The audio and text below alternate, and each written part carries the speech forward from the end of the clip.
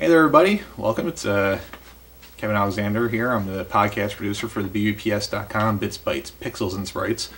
But today I'm tagging in a little bit and giving you a video review of Killzone for the PS2. As we all know, especially from our 30 Days of Killzone that we've been doing on the site, Killzone 2 drops on the 27th. And we wanted to take a look at it to see if it's worth your time. Some people are kind of anal about the way they do things. They're not going to play Killzone 2 unless they've played Killzone 1. And it's something I've been meaning to do for a long time. The game came out in 2004, was called a Halo Killer. Can't, forget to mention that.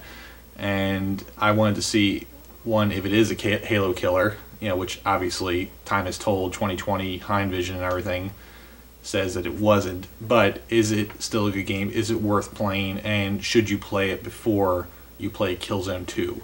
So that's what we're going to do, and let's take a look at it.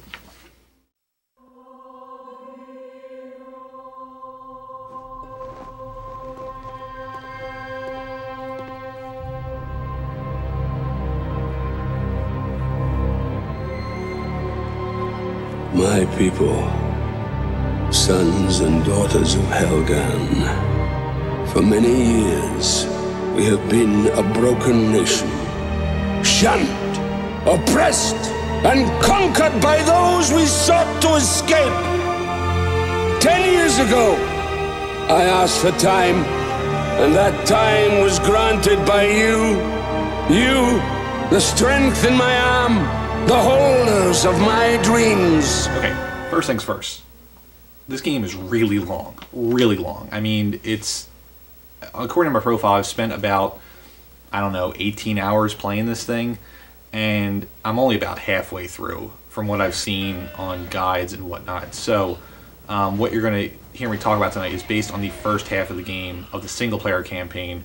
Now, I don't feel ethically comfortable calling this an actual review since I only played half the game. I didn't finish it, but I do feel that I can make some criticisms about the game considering I spent almost 18 hours with it, and I think I can safely give you guys the right direction on whether or not you should play the game or if you should play it before Killzone 2 comes out.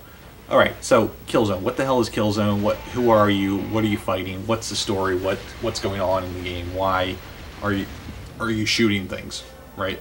So I didn't consult Wikipedia on this, and this is what I've gathered from the cutscenes I saw and from the intro of the game, which I watched a couple times just from loading and whatnot. There was a big war, and there's a section of humans that broke off, and they got infected or something, and now they're kind of like superhuman. And they call themselves the Helghast. They have a very Hitler-ish leader. They're fighting back against the ISA, whoever the hell they are. I think they're like the regular humans. And that's about the size of it. So the game is extraordinarily heavy-handed with the Nazi German-ish imageries. The cutscenes themselves are generally nice to look at, as is the game overall. The game is very nice looking considering it came out 5 years ago and it was on the PS2. All right. Our instructions are to get Haka off Vecta as soon as. That means heading for the fortress and putting him on the next shuttle out of here. Fortress, huh? We're gonna need a boat. We'd better head for the docks. Great. Seasickness. It's bad enough having to look at this mutant's face all day. Well, those of us with even remotely developed minds rise above the frailties of the flesh and cope with it. It's lucky for you that you hold some vital shit in your head, you bald fuck. Else I'd rip it right off and shove it up your... Enough! Rico, Haka, play nice. Okay, the first character you get to start off playing as is Captain Templar of the ISA. He's basically your run-of-the-mill generic Marine military-ish character. Doesn't really have any special abilities, but as the game goes on, as you progress throughout the first few levels, you get to choose at the beginning of the level which character you play, and they get added one by one. So you start off with Templar, then you get, if I believe the order is, you get Luger next. Luger is a female stealth sort of spy character. She's got heat vision, and she has a really cool kind of silence gun that's pretty powerful, but you can't find any ammo for it after you run out, which is a problem with the unique guns and unique characters. Next is Rico. He would fit in very well in the world of Gears of War. He would fit in right with Dom and Marcus and whoever else. He's your space grunt, your badass talker. He's got the big gun. He talks a lot of shit, that kind of thing. And then lastly, you meet Haka. He is half Helghast, the more intelligent of the characters, and he's there basically fighting against his own kind, which I never played long enough to find out why. But that's the idea. You can, as each level starts off, like I said, there's 11 levels. As each one starts, you can choose which character you're going to play as. And I believe it's actually kind of cool. The game seems to alter the level a little bit, or tailor it a little bit to what character you're playing, which is nice, and it's something that not a lot of shooters did at the time or still do now. So that's pretty cool. As for the levels themselves, they're a little long. They have a tendency to be repetitive. Anybody that's familiar with the library level of the original Halo knows what I'm talking about. The checkpoints are way too far apart. You play for too long without going through another one, which is a setback, and it's a common problem with a lot of console games as compared to PC games, where typically you can kind of save wherever and whenever and how often as you want. I wish it was something more console games did. I know Bethesda does that with like Oblivion. I believe it's in Fallout 3 as well. But the level design, while each individual level is unique in its design, and it has a very good theme, and they give a nice variety to it, or I should say a theme, but more of an art style, and they stick with that, which is good.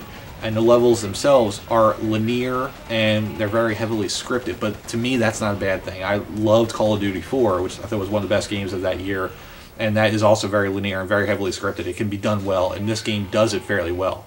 The biggest example of the follow the check system I can think of is that one of the times I was playing for about a half hour, I got all the way to the end of the level, climbed up a ladder, had to open a gate, and I jumped down instead of just climbing back down. I didn't have a lot of health, so I died. And after I played through the level again, another like half hour later, I found out that where I died was right at the end of the level, and that really pissed me off, and I actually shut the game off for quite a while before going back to it. And that was a common theme throughout it, just the frustration of dying and having to replay a lot of the game. It's I guess what helped me accumulate almost 18 hours to only get halfway through the game. So, you know, the levels themselves were good. If they had just kind of edited them a little bit more, they would have been pretty nice. It would have been a much more pleasant experience to play through.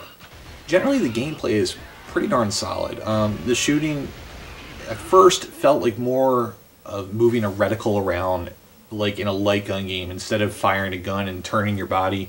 But that feeling wore off as the game went on, and I got used to the way the game played. I never felt crippled with the gun I was left being able to find ammo for, which was typically the Helghast gun, which is very good. Sometimes in shooters, and even something like Halo, you felt like you had to have, you know, a certain gun to be able to, you know, pull off moves correctly. But really, whatever I could find ammo for, I was able to be pretty effective with, which is a compliment to the game. But it also shows that the guns themselves are kind of bland and not a whole lot of variety between them.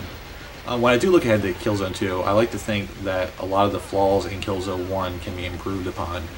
Overall, Killzone 1 is a fairly solid shooter.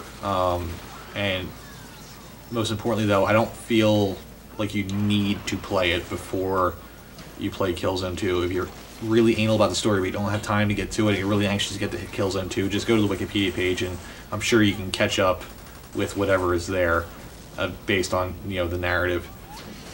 But as I alluded to a little bit here and there, I definitely think that Killzone 1 is a very solid foundation for Guerrilla to build upon with Killzone 2, so here's hoping. Alright guys, thanks for watching this video review. I hope it came out okay. I hope you guys enjoyed it, and we'll talk to you soon. I'll see you online in Killzone 2.